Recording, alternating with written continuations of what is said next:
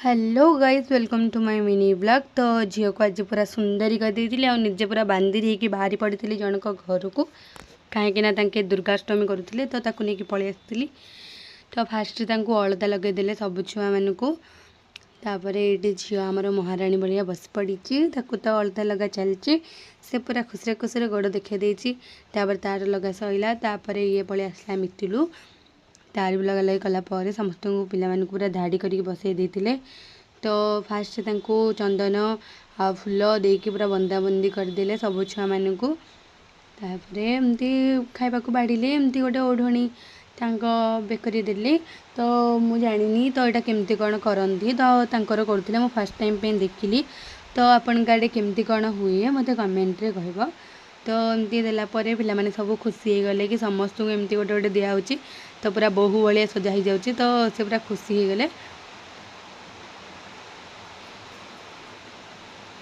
तापर पे पूरी खीरी आउ तरकारी सब देते समस्ते खाईदे आउ गिफ्ट मिलगला से बहुत खुशी मत ये कलर चूड़ी मिली मत ये कलर नेल पॉलिश मिली से बहुत खुशी हो गले। आउ खुशी रे सब जिनस नहीं आ पलि आसिलु घर को घर को आसला झील को ट्यूशन छाड़ी देकी मामा मु आ दीदी बाहरी पड़िलु जनसेवा केन्द्र। तो ये किसी कम थिला से कम सारी देकी आम पलि आसिलु सिटी बजार मेट्रो। तो दुर्गा पूजा काली आसूची आगु को कुमार पूर्णिमा तो केमती कौन ड्रेस कलेक्शन आसी तो टी देखापी पलि आसलु।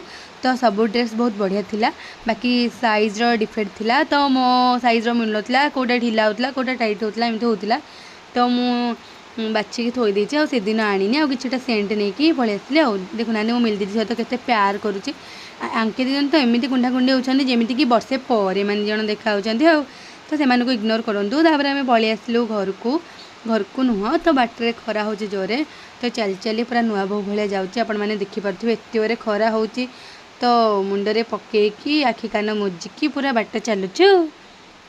तो बाटर देखिली गोटे बिरियानी दुकान अच्छी तो बिरियानी तो मो फेवरेट ताकू न आनी केमती रही तो बारटा भी भल था से मुझे पलि आसली बिरियानी।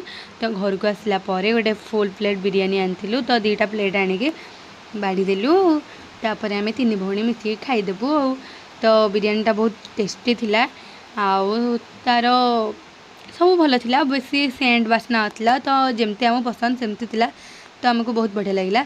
तो खाईदे कि मुझे शोई पड़ी तो दशहरा ब्लॉग मु काली आनी आउ जदि गोटे फुल ब्लॉग दरकार तो मत कमेंट रे कहबे। तो bye bye, thanks for watching.